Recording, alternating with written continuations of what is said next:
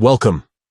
In this video, we'll walk you through the simple steps to delete your cover photo on Facebook using the mobile app. Whether you're looking for a fresh start or just want to remove an outdated image, this process is quick and easy. Let's get started. First, open the Facebook app on your smartphone. Make sure you're logged into your account and connected to the internet.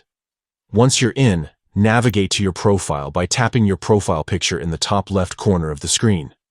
Now that you're on your profile page, locate your cover photo at the top. Tap on it to open the image in full view. You'll notice 3 dots.